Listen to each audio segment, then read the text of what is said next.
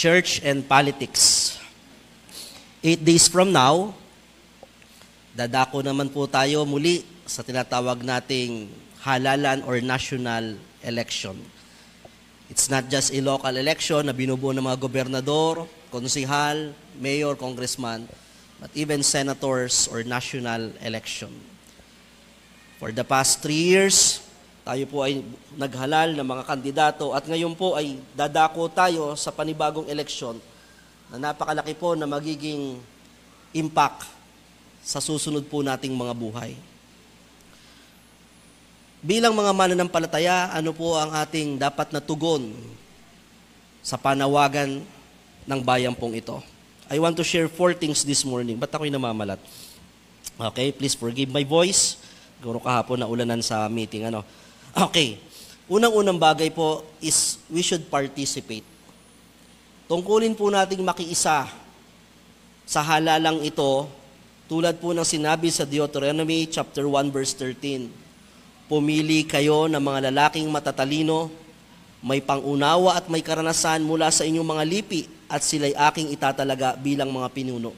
Ang context po nito, Moses together with the Israelites in the wilderness. Alam ni Moses na maaring hindi niya kayang mag-isa na pamunuan ang bansang Israel. Hinikayat niya ang tao na pumili. Nandun po yung salitang pumili. It's not just about me, but you should participate on electing leaders that will lead the nation of Israel. And I do believe the same mandate that God is giving us today, that we should participate as Christians kung sino man po ang maihalal sa punto ng ating bayang ito. The key point is to realize that we are involved anyway and we have no choice about being political.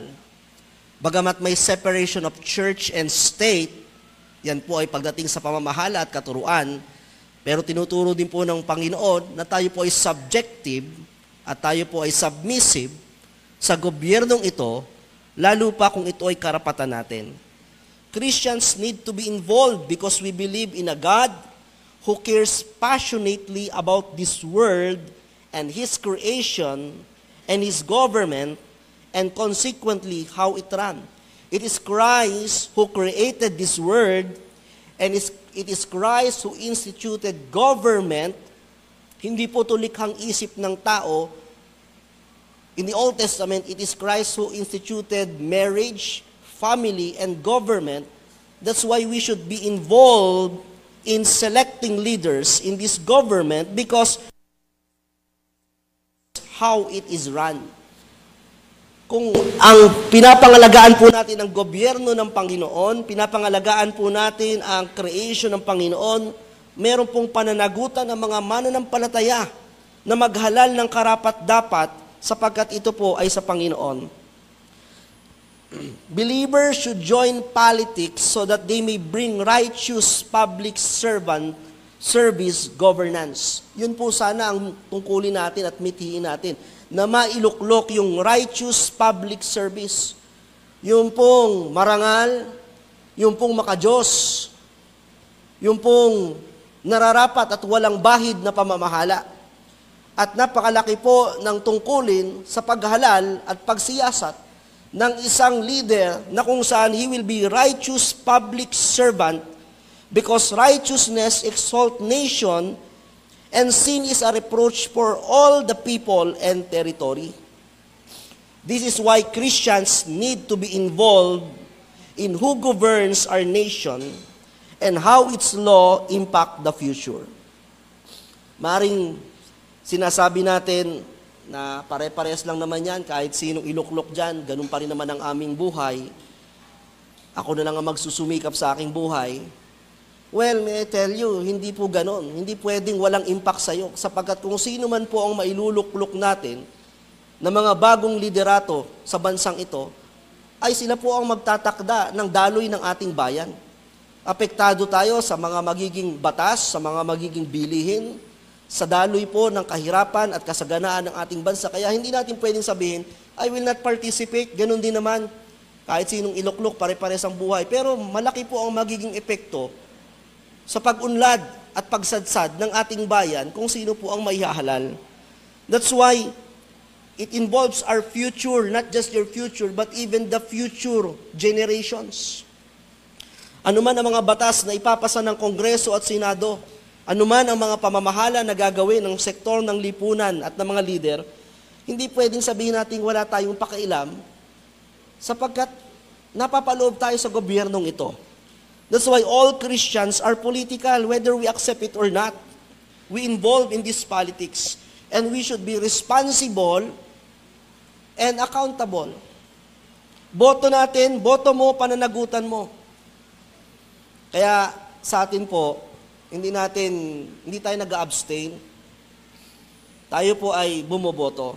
Minsan tulad nyo, ako rin, may mga time dati na nung hindi pa ako pastor, tinatamad akong bumoto, yan ang aking katwiran, ganun din naman, wala ring impact. But no, you will realize that there is a great impact. That's why, kung kayo ay nasa tamang edad, dapat nagpaparehistro. 18 taong gulang. Okay? Taas nga ang kamay ng botante. Okay. Dapat bumoboto po kayo. Baka 25 ka na, wala ka pang karanasan sa pagboto. May pananagutan ka sa bayan at sa Panginoon. We should participate. We are accountable and we must participate. So number 1, your vote counts. Pwedeng sabihin mo, ganun din naman kasi yung iboboto ko parang hindi mananalo. Pananagutan mo yun at pananagutan niya yung kung sino. Karapatan mo yan. Kung sino man ang nasa puso mo, ayon sa karunungan na ibinigay ng Diyos, bumoto ka. Participate. So, pangalawang bagay po, not just to participate, but we should plan. Pinag-iisipan natin, ina-assess natin yung ating mga iboboto. Plan. Mga awit, 33 at 12. Mapalad ang bansa na si Yahweh ang Diyos. Mapalad ang bayang kanyang ibinukod. Yan yung goal natin that this country will not just be a Christian country. Christian country na tayo Yung nga nakapagtaka, Christian country tayo, pero bakit worse? Ang goal natin is to be a righteous country. Mapalad ang bayan na si Yahweh ang Diyos. At sa pagluklok ng tunay na matapat at may takot sa Diyos, yan ang tungkulin ng mamamayan at higit sa lahat ng mananampalataya. Kaya nga sabi sa Deuteronomy 1:13, pumili kayo ng mga lalaki. Whether noong time na yon lalaki, pero sa panahon natin ngayon, ina-allowed naman ng babae. Pero hindi lang basta pumili. Hindi sinabi diyang piliin nyo yung kamag-anak nyo, hindi sinabi diyang piliin nyo yung may naiabot sa inyo. May katangian po pinagpaplanuhan. Unang-una, piliin nyo, sabi, lalaking matatalino. May mga pangunawa. May karanasan. At mula sa inyong lipi, siguraduhin yung Israelita yan, siguraduhin yung Pilipino yan. At sila'y aking itatalaga bilang pinuno ninyo. So meron po tayong evaluation. We don't just select and elect. We must carefully plan and assess whom we will vote. Pero tandaan nyo kasi, the next leaders of our country will have a great impact in the next 3 years of our life. Ang laki na magiging epekto. Hindi nyo lang alam, hindi lang natin alam, pero lahat ng nangyayari sa bansa bukod sa Diyos ay resulta ng pamamalakad ng ating gobyerno. So we must plan. Paano ba tayo magpaplano ng ating mga botante at iboboto? Bilang Kristiyano, unang-una, dapat hindi binibili ang ating boto. Ito ay pinapanalangin at pinag-iisipang mabuti. Dapat may karakter. Tulad po ng nabasa dyan, sa panahon nila, ito yung karakter na inaasahan ni Moises. Maglalagay kayo, siguraduhin yung may alam, may pangunawa, may karanasan, at may mga lipi, at napabilang sa ating lipi. Mga katangian ng isang kandidato. Unang-una, dapat po may integridad. Ano po yung integridad? Siguraduhin ang kandidato ay may mataas na antas ng integridad at hindi sangkot sa anumang eskandalo o korupsyon. Pag ang isang kandidato, convicted na talaga, itong mahirap sa atin sa ibang bansa, sa Japan, pinaparatangan pa lang, nagre-resign na, yung iba nga, nagpapakamatay sa kahiyan. Sa atin, patong-patong na ang kaso, nananalo pa. Walang integridad. May bahid na eh. Iba yung medyo na paratangan, na fake news, pero pag convicted na talagang medyo patong-patong na ang mga anumalyang, although di tayo naniniwala sa anumalya lang, maliban talagang convicted, pero dapat may integridad. Sa bagay, talagang mahirap pong pumili ng kandidatong walang bahid. Sabi nga, minsan may nakausap akong politiko, sabi niya, alam mo, basta't nasa politika, ang isang tao, hindi pwedeng hindi napuputikan. Pero, iwasan naman natin yung talagang sobrang dungis na. Yung markado na ng bayan sa korupsyon, at dapat namamarkahan natin yan. Hindi po perpekto ang mga politiko sapagkat nagbabago ang kulay ng politika.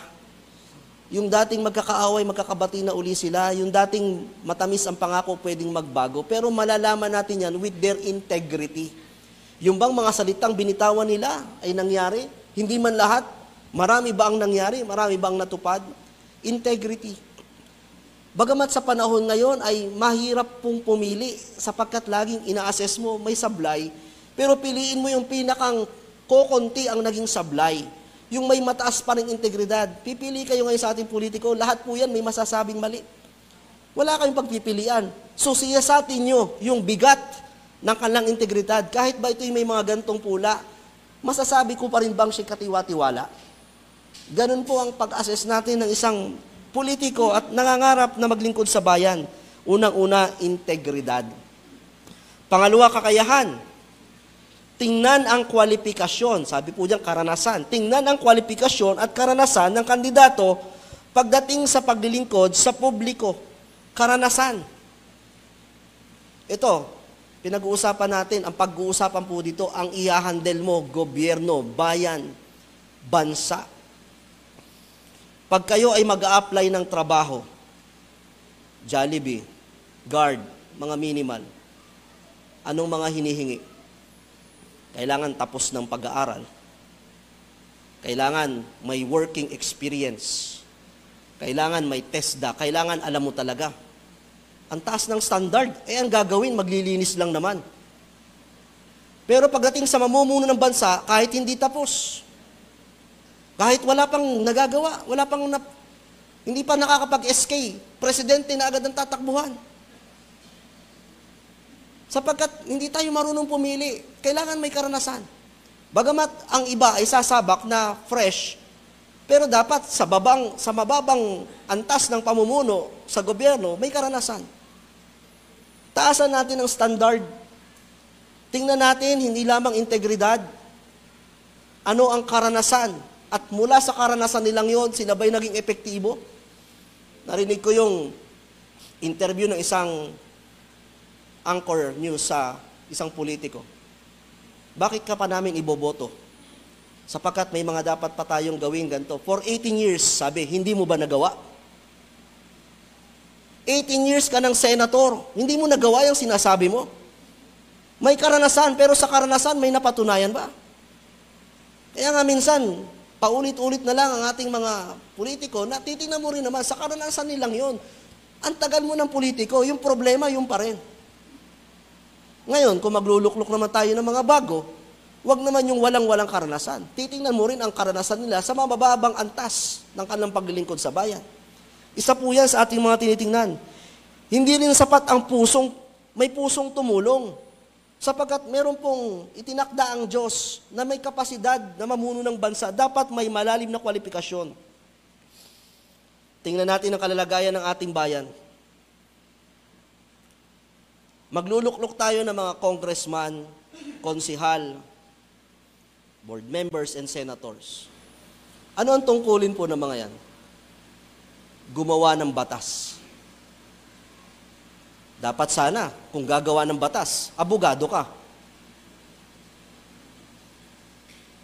Paano naman gagawa ng batas ang isang vlogger? Ang isang artista? Kaya walang sistema ang ating bansa. Merong mga kwalipikado, mga abogado, pero dahil hindi kilala, hindi mananalo yun.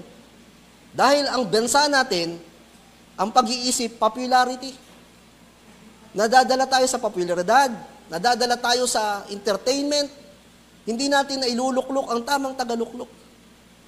Kaya napakahalaga na kung ano ang tungkulin, may sapat na karanasan.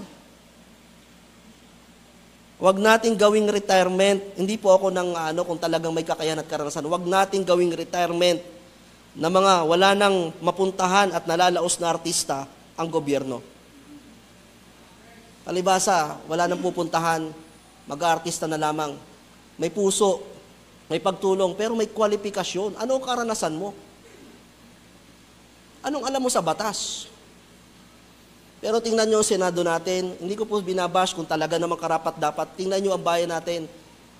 Tingnan nyo ang mga board members, ang background, sino ang mga naluluklok, kung sino ang karapat-dapat, kung sino ang mga may alam sa batas, naglingkod. Merong bagong pasok pa lamang, palibasi kilala. Ang mga naluluklok, mga basketballista na retire. Tingnan nyo Manila kung sino ang mga I will not mention, mga vlogger, mga artista. Hindi ho entertainment ang gagawin sa ating bansa. Ang gagawin nila ay magsulong ng batas at iangat ang pamumuhay ng tao. Pero sino ang nagluluklok dito? Ang mamamayan.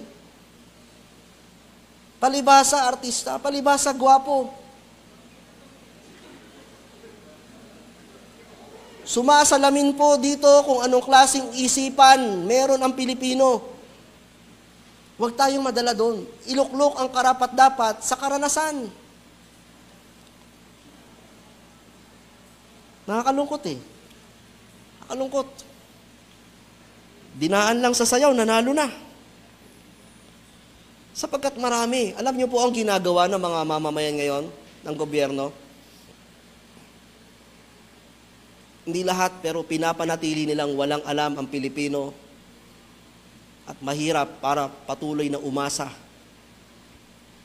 sa mga tao na hindi karapat-dapat. Magkaroon po tayo ng standard. Hindi ko sinasabing dinadowngrade ko ang mga taong yon. Pero sana, may pinatunayan. May patunayan. Kung anong uri ng kwalifikasyon na leader meron tayo, ito ay refleksyon ng kung anong klaseng pag-iisip at karunungan meron ang mga Pilipino. And if we have a poor governance and leader, we have a poor mentality as Filipinos. Mga katangian ng kandidato, tingnan ang plataforma. Alamin ang plataforma, ano bang adikain ng kandidatong ito para sa kinabukasan ng bansa o komunidad? May narinig ako in interview, ano ba ang plataforma mo? Wala pa. Kung ano ang sabihin ng Pilipino, wala plataforma. Basta pumasok sa politika. Ang plataforma ay yung nakikita mong suliranin ng bansa at paano mo susolusyonan. Dapat may maliwanag na plataforma. Ano ang gagawin mo sa problema ng ganito? Anong gagawin mo sa problema ng ganito? Mga issue ng polisiya, sa ekonomiya, alamin ano bang plano ng kandidato para sa pag-unlad ng ekonomiya at paglikha ng maraming trabaho. Sa kalusugan, ano ba ang gagawin sa pagpapabuti ng sistema ng kalusugan at akses sa mga serbisyong medikal? Kalaliman at katarungan, alamin ang mga plano ng kandidato sa pagtugon sa mga isyu ng kahirapan at kawalang katarungan. At iba pa, napakahalaga po ng plataforma. At sa plataforma, be specific. Okay? Wag yung ang aking plano ay paunlarin ang bayang ito. Paano? Pakinggan nyo, pare-parehas lang yung sinasabi na ako po ay magtatapat. Hindi yun. Ano ang plataforma? Be specific. Ngayon, minsan pag nakikinig ako, halimbawa, usaping kuryente, anong alam nito sa kuryente? Anong alam nito sa transportasyon? May malalim at sistema bang gagawin? Hindi sapat yung ako po ay be specific. Tingnan nyo yung laman ng kanyang isip at plataforma. May maganda bang sistema na ihahain? At suriin ang sistemang yun. Ano ang plataforma? Narinig ko yung isang barangay captain, pag ako ay nanalo bilang barangay captain, ang una kong gagawin, palalakihin ko ang aking bahay. Para pag bumisita kayo ay meron pong uupuan pag tayo ay nag-meeting. Maliwanag na plataforma. Alam niyo ba ang plataforma ng mga tumatakbo ngayon? O kilala niyo lang sila sa pangalan? Nakita niyo lang sa TV, yun na yun.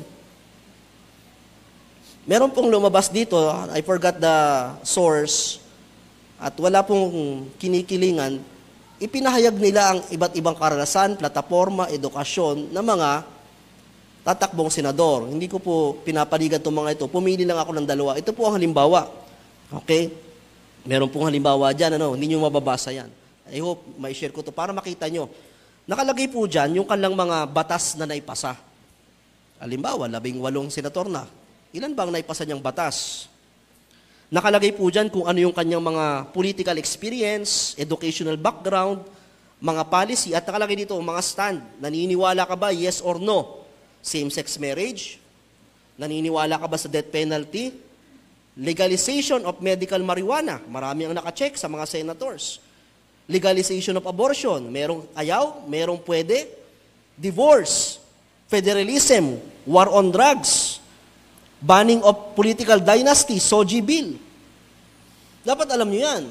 At dapat sang-ayon sa kalooban at batas ng Panginoon. Baka ang iboboto nyo, pabor sa SOGI bill, pabor sa marijuana, pabor sa divorce, pabor sa same-sex marriage. Hindi naman po perpekto kasi inaaral ko din. May mga kandidato ko kaya lang, pabor pala to sa divorce. Ina-assess mo ngayon yan, Brother Joe. Sige, kumbaga, sablay ka ng isa, pero pag dumami pa, okay? May inaaral mo Ang dami po niyan. Ilang candidates, plinash po yan. Magandang assessment. At ito, walang pinapanigan. Malalaman nyo, ano bang karanasan nito? Zero. From entertainment, ganito. Meron tayong assessment. Nakakalungkot lang na marami akong nakita na kwalipikado pero hindi mananalo dahil hindi kilala. Pero dapat alam natin yung kwalifikasyon. Ito bang taong ito may karanasan nga pero sa karanasan niya, ano bang naipasa nito? Ano bang kalalagayan? Napakahalaga po, nakilalanin natin. Hindi mo lang basta kilala sa itsura, dapat may platform na naiintindihan mo ang nagawa niya. Nung isang araw may pinalabas, lagi akong nanonood. Si-share ko nga sana sa GC. Yung tapatan ng mga kandidato sa TVNet at saka sa Divine dito sa ating bansa, ating lugar. 'Di ba? Maliwanag, nakikita mo yung kanilang mga sagot. Pero hindi mo lang titingnan yung sagot, napatunayan na ba yung mga sagot na yon? Doon tayo mag-a-assess. And may I tell you, lahat po yan may mga imperfections. Wala naman sabi nga na iba. Pero kahit sabi natin walang malinis, pipili ka ng sa tingin mo ay karapat-dapat pa rin. Malaking bagay po yun. Kasi minsan, halimbawa, hanggang ngayon po, wala pa akong kandidatong na-assess ko dun teka lang, medyo mas nagustuhan ko yung sagot nito, mas may linaw, kaya lang ganto. May mga assessment may mga assessment tayo na dapat nasasangguni. Kaya kung kayo iboboto ngayon, di ba? Kilala ba natin ang ating iboboto sa karanasan at sa kaalaman? Sa pamamagitan ng pagsaalang-alang sa mga ito, makagagawa tayo ng isang matalinong desisyon sa pagpili ng ating kandidato sa ating halalan.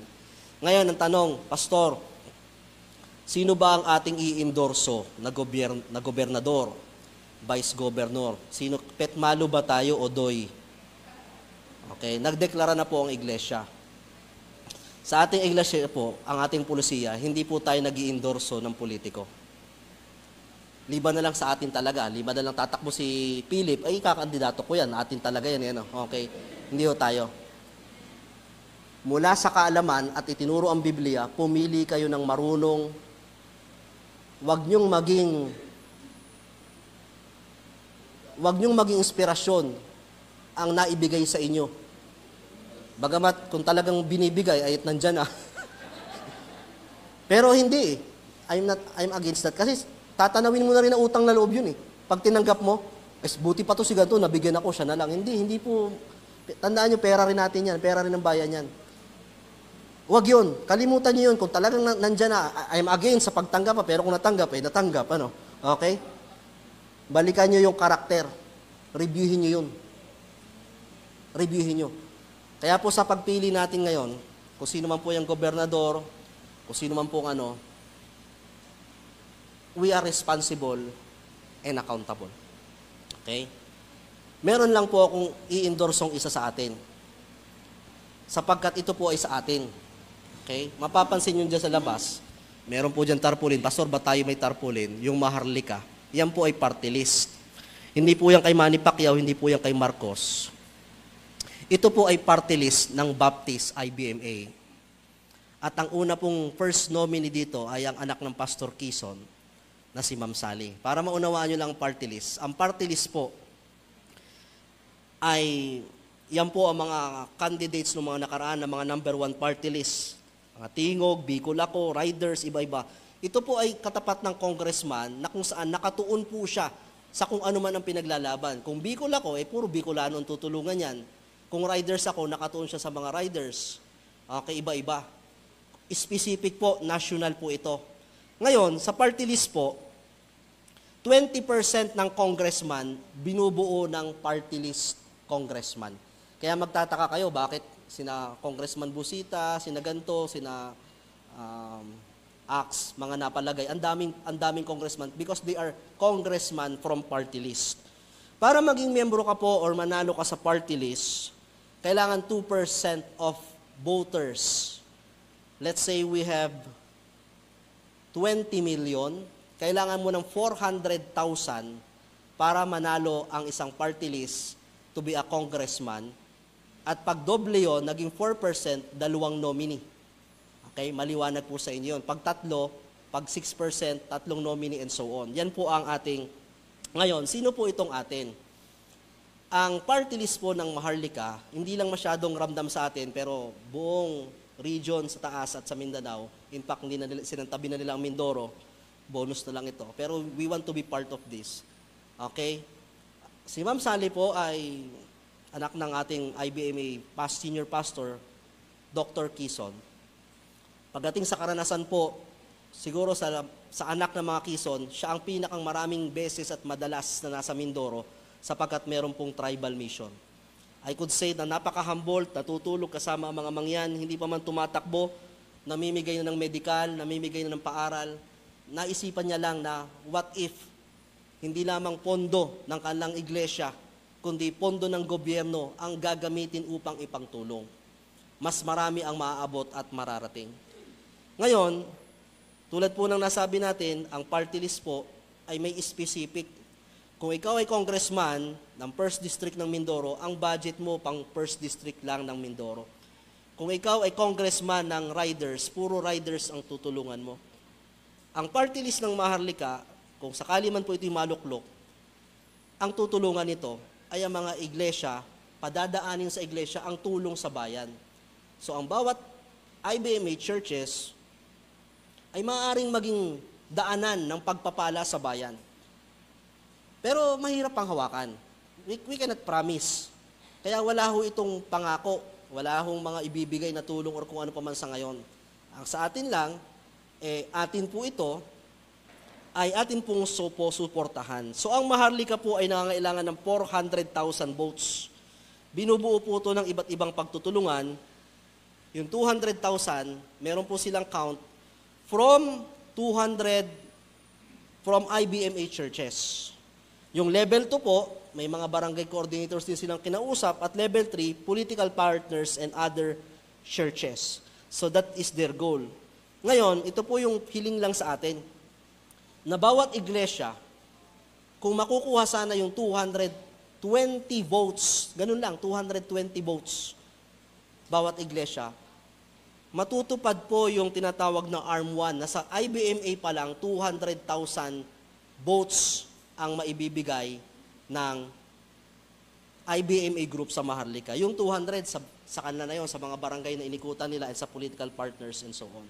So sa 220, ang rene-request lang po nila, bawat isa na membro, botante, hanap tayo ng 10 from our family, from our relatives, classmate, na pwede nating maimpluwensyahan na maiboto ang Maharlika.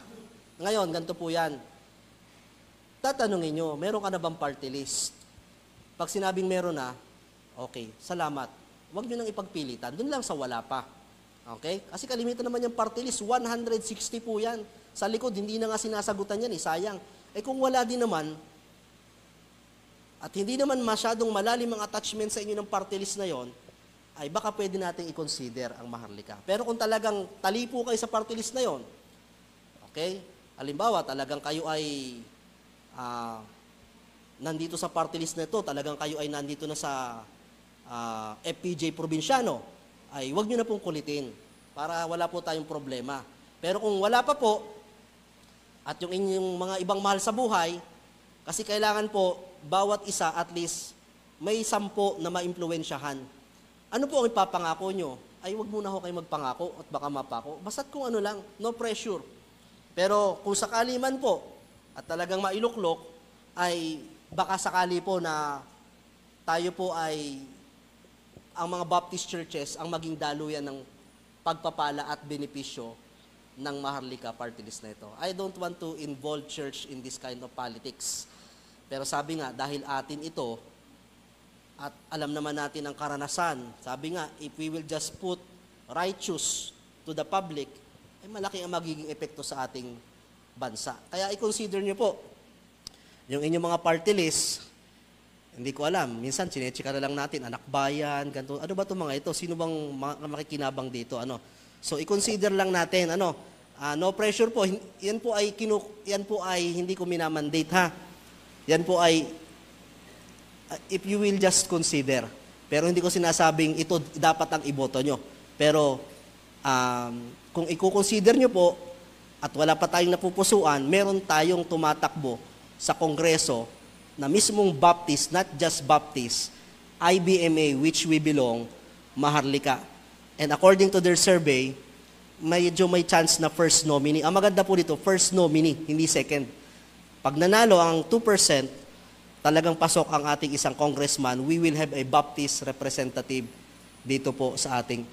Dati po may mga party list na Baptist din from other groups, metropolitan, iba-iba, hindi po tumawid. Pero sabi ng IBMA, kami naman ang susubok ngayon.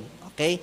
So kung hindi man manalo, yan ang kalooban ng Panginoon, pero gusto ko po sana maging bahagi ang OBBC bilang tayo po ay bahagi din ng IBMA. So pagplanuhan ang ating mga pagboto at kandidato. Pangatlong bagay, ipanalangin natin. Exhort therefore that first of all, supplications, prayer, intercession, and giving thanks, for kings and for all that are in authority, that we may lead a quiet and peaceable life in all godliness and honesty. Balikan ko pa lang muna yung Maharlika. Anong number yon? 154 sa dulo. Punta na agad kayo sa dulo, ha? 155 na kung namali pa. Sa kalaban pa na punta yung boto. Katawa daw sa endorsement. Bali, 155. Ma'am Sally, nakikita nyo naman yan. Lagi napunta dito si Ma'am Sally, okay? Kung ano man. Pero sa kanila po, grabe ang kanilang pagpupush even to the barangay, iba't iba. Sa Mindoro ay hindi na po sila pumunta dito. Kumbaga, na lang, bonus na lang. Pero magandang meron tayong ambag. Pangatlong bagay, ipanalangin. Sabi dito, prayers. Sabi dito po ni Timoteo, para sa mga hari, ipanalangin nyo yan, and for all those that are in authority, na magkaroon ng peaceable life in all godliness and honesty. Mahalaga ang panalangin. Tingnan natin ang kalalagayan ng ating bansa. Unang-una sa lahat, binabati ko po ang mga kawani at mga lingkod ng gobyernong ito, ng bayang ito, na matapat na naglilingkod sa ating bayan. Naniniwala ako, mas marami pa rin ang matapat na naglilingkod. Kaya lang, yung kahit kokonti, sila ang may kapangyarihan. Sila ang may kapangyarihan. Kaya ang ating panalangin, sana makaabot yung takot sa Diyos sa mga talagang nasa taas. Maraming naglilingkod na tapat, mga ahensya ng gobyerno. Pero kahit anong gawin nilang pagtatapat, kung ang mga nasa taas ay hindi matapat, kaya ipanalangin natin na talagang yung pagiging makadiyos ng mga politiko, hindi lang sa panahon ng eleksyon, na talagang magkaroon sila ng takot sa Diyos.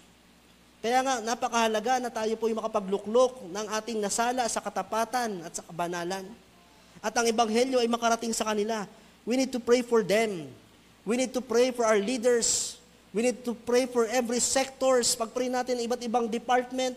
Salamat sa ating mga membro na matapat na ginagamit ng Panginoon at talagang pinaghuhusay. Pero bukod pa sa kanila, ipanalangin natin na mula sa laylayan sa baba hanggang sa taas, ay magkaroon talaga ng pagnanais na umangat ang ating bayan. Let's pray for them. Sa kabila ng ang ating mga lingkod ng bayan na marami ay nagiging matapat, masasabi po natin na ano ba talaga ang kalagayan pa rin ng ating bansa. Umaasenso pero sa datos, maaaring ang sinasabi ay may pag-asenso, pero ang bukang bibig ng mga Pilipino ay nananatiling mahirap ang ating bayan. Sa sektor, ito po, pagdating sa ating budget, the country's budget, state of the nation, ano bang kalagayan? The country's budget deficit widened 76% to reach 479 billion. First quarter pa lang ng ating taon, January, February, March, April, deficit na agad tayo ng 479 billion. Ang ating utang na trilyon-trilyon ay tumataas. Yung susunod na mahahalal at yung susunod na magiging presidente magsisimula na hindi nabawasan ng utang kundi natambakan. Napakahirap po na maglilid ka ng bansa na sana bumababa. Yan ang kalalagayan ng ating bansa. Pagdating sa edukasyon, nakakalungkot, isang balita, and I hope this is verified, 18 million of high school graduates cannot understand what they read.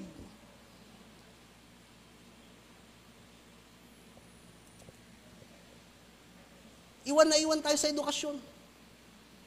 Dinagdagan na ng K-12, hindi pa rin nakakabasa. Anong klase? Nadagdagan ang matrikula ng mga magulang, nadagdagan ang panahon ng pag-aaral, pero ba't ganon? Mababang sistema ng edukasyon. Yan po ang kalalagayan. At marami pang iba na makikita natin na katatayuan ng ating bansa. Sa ating bansa, talagang mahirap mabuhay sa wages na meron tayo. Hindi natin maisisisi. Bakit maraming nag-OFW? Kung tayo po ay makapapasyal sa ibang bansa, ang mga dating kinikilalang mahihirap na bansa, ang Cambodia, ang Japan, pero sa ngayon, mas mauunlad sa atin. Tayo ang tinaguriang rice country, pero nag-import tayo sa ibang bansa. Tayo ang tinaguriang progressive country or rising country, pero maraming mga Pilipino ang umaalis. Isa sa palatandaan ng progresong bansa, pag ang mga dayuhan ay nagiging ating tauhan. Sila ang naglilingkod at nagtatrabaho sa atin, pero ang nanatiling ang mga Pilipino ay alila at trabahador ng ibang bansa. Nakakalungkot isipin, maging mga bansang Cambodia at Vietnam na mahihirap, mismong mga Pilipino nakararating doon bilang guro, bilang mga laborer sapagkat may kakayahan na sila na magpasweldo ng tama. Pero hanggang ngayon, ang mga Pilipino hindi pa rin kayang pasweldohin ng tama. Matataas ang taxes sapagkat ang ating pong bayan ay nagluluksa. Alam nyo, mayaman ang ating bansa. Yaman nga lang po talaga na talagang hindi nakakarating ng tama. I do believe if this government, this nation will just govern by a righteous, there will be a progress in our nation. Kilala ang Pilipino sa ibang bansa na pinakamagagaling at pinakang masipag. Pero kahit anong sipag sa Pilipinas, ang hirap umunlad. Kaya hindi nyo pwedeng sabihin walang impact yung mga mananalo sapagkat sila ang magdadala sa atin sa kaunlaran. Maraming mga sektor ang pinipilit na umunlad ang bansa, pero sila ay mga sangay lamang at nasa baba. Pinakang malaking pananagutan, sino ang nasa taas? When the righteous are in authority, the people rejoice. But when the wicked bear it, the people mourn. Nagre-rejoice ba ang ating bansa ngayon? Oo, marami ang umiiyak sa hirap at kagutuman. Maaaring iniisip natin dati, sa mga ibang bansa, panalangin natin, sapagkat napakalaki po ng ating pananagutan. Pray. Sana maayos ang ating liderato, sana maayos ang sistema ng ating bansa. If you will just assess our country. When it comes to government, may iba't ibang klase pong pamamahala. May parliamentary, may republic, may democratic, may kingship. Anong meron tayo? Presidential or republic? Ano ang presidential to republic? Mula sa presidente, vice-presidente, senator, governor, congressman, konsihal, SK, barangay captain, hanggang baba. That's good. Maraming leaders. Pero ang problema, simula sa taas, bago makarating sa baba, ang daming pagdadaanan ng budget. Kaya pagdating sa baba, ubos na, kulang na. Pagdating sa batas, bago maipatupad, ang daming pagdadaanan. May mga pito, may mga pagharang. Alam nyo, napapansin ko lang naman to sa ibang bansa. Bakit? Mga corrupt din. Pero bilang lang ang corrupt. Kasi ilan lang yung pinuno. Brother Joe, sa Saudi, hari. Pagdating ng hari, mga sektor na lang. Wala na mga kung ano-ano mga, siya lang. Kaya pagka bumagsak, siya lang. Parliamentary, Prime Minister. Ganon din po. Sa lahat ng bansa dito sa Southeast Asia, South Korea lang ang Republic tsaka Pilipinas. Punta kayo ng mga Vietnam, iba-iba. Kingship or parliamentary. Pagdating sa leader, may mga ilang sangay lang yan. Diretso na agad ba? Ibabagsak na agad sa education ng pera, ibabagsak na agad sa agriculture, ibabagsak na agad. Diretso na, hindi na yung dadaan pa sa andaming antas na nabawasan. Sa atin po, ang daming dadaanan bago makarating sa baba. Kaya ilang porsyento na lang ang natitira. Sistema ng bansa. Kaya nawa, magkaroon ng pagbabago sa konstitusyon, na may mga dapat bang itama sa sistema, maayos na pamamalakad ng ating bansa. Sapagkat sa totoo lang po, sa kalikasan na meron tayo, sa sipag ng mga Pilipino, sa abilidad ng mga Pilipino, I do believe, isa tayo sa pinakang maunlad dapat sa Asya. Walang-wala sa atin ang mga bansang Vietnam, Thailand, kung ano pa man. Ang Japan, ang Cambodia, ang Korea, galing sila sa gera. Mas latest yung gera na pinagdaanan nila kaysa sa atin. Pero mas mabilis silang nakabangon. Limutin na natin yung tayo ay galing sa gera. Napakatagal na noon para bumangon. Matagal na dapat bumangon ng Pilipinas. Pero bakit po ganon?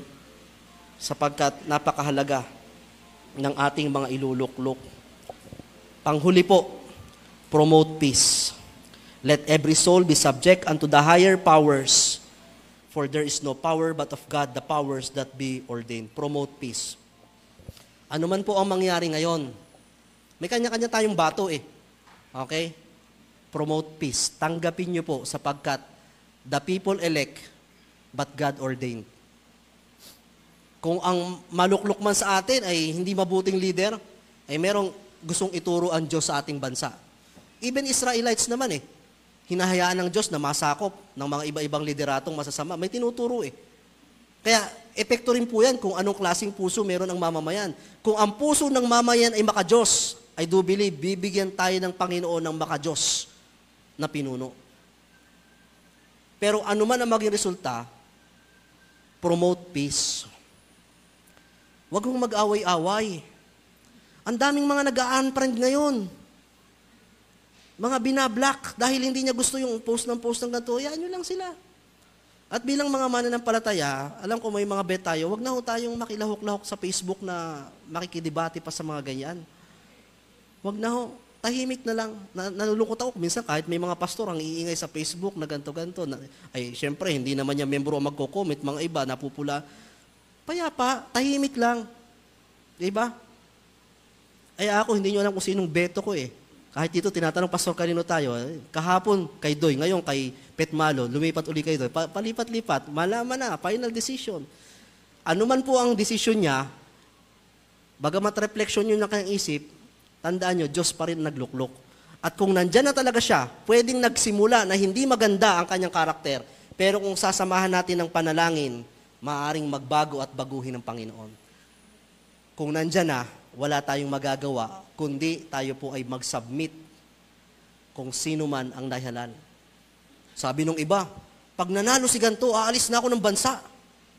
Wala ka pang passport Lakas ng lubong sabing lalayas na ng wala kang passport. Wala kang magagawa, nandito na yan Tanggapin. Kaya kung sino man po ang manalo sa ating mayor, panalangin natin yan. Kung sino man ang gobernador, panalangin natin yan. Sapagkat yan po ay ilinuklok ng Panginoon. Tandaan nyo, ang mga politikong magkakaaway, bilangan nyo ng ilang buwan, magkakapartido na sila. Pero kayong mga nag-away-away, kung sino mas magaling, hindi na kayo magkakabati. Huwag tayong padala. Diba? Lalo pat hindi naman natin talaga kamag-anak or kung ano paman. Pero hindi rin naman wala tayong pakialam. Promote peace. Okay? Ang refleksyon ng inyong mga kulay ng damit ay hindi ibig sabihin niya ng inyong kandidato. Kasi si Anani Haning ay pet malo ata. Okay? O si Ate Doy, hindi po yan. Hindi yung pag nakita kang may naka purple, ay ayoko dyan, kalaban pala namin yan. Hindi ho. Peace. Promote peace. Tanggapin natin kung sino man. Di ba? Tandaan nyo mo, kung sino man ang binoto niya, pananagutan niya yun sa Panginoon at sa bansa. Yung boto mo ang alalahanin mo. At ito pa, paalala, huwag kayong makipagtalo sa politics. Tandaan nyo to ha. Huwag kayong makipagtalo sa politics kung hindi naman kayo boboto. Ang dami niyong sinasabi, hindi pala kayo botante, hindi naman kayo boboto. Wala kayong ambag sa eleksyon. Minsan, ang daming sinasabi, hindi naman pala boboto. Hayaan nyo na silang mga boboto. Di ba? Ang dami mong hindi ka na pala boboto. Pero kung boboto ka, may say ako dito. Even one vote counts. Di ba? But let's promote peace. Ako'y nananalangin, panalangin natin. Sana, malaking bagay po yung 3 taon. Malaking bagay po yung 3 taon. Unti-unti, nakita ko may progress ang ating bayan, nasusolusyonan, nagaganto. May mga bangayan nga lang talaga. Ito pa ang isang maganda nakita ko. Ito ang maganda, Kuya Oji, sa ibang bansa. Even in Amerika. Kuya John, sa Amerika, sa ibang bansa, pag may partido, president, hanggang baba yun, governor, yung political party nila, pag bumoto ang tao doon sa kanila, 1 vote. Hindi pwedeng paghiwa-hiwalayin. Kasi mag-aaway-away. Ganon sila. Pag sinabi mong Team Republic versus Team Republican ganito man, straight yun. Panalo lahat yun. Sa atin, hiwa-hiwalay. Kaya nag-aaway-away. Hindi papasa ang batas, hindi ganito. Gayon pa man, sistema kasi ng bansa yan, wala tayong magagawa kalayaan. Ang pag-pray na lang natin ay magkaisa. Magkaisa nga po nang sa gayon ay talagang maramdaman ang pag-unlad ng ating bayan, ng ating bansa. Diba? Pinapanalangin ko dito sa Mindoro. Sana sumabay na rin tayo sa wages ng kabila. Kasi sa totoo lang, kaya minimum tayo kasi minimum ang gastos, pero hindi po, maximum ang gastos dito. Mas mahal ang krudo natin kaysa sa Maynila at Batangas ng 10 piso, 8 pesos. Nandito tayo sa tabing dagat pero mas mahal ang ating isda kaysa sa Divisoria sapagkat ang dami po dong kompetisyon. Nandito tayo sa isla na kung saan puno ng palay pero mas mahal. Sa Maynila, makakasakay ka pa ng 10 piso sa jeep. Dito, walang 10 piso.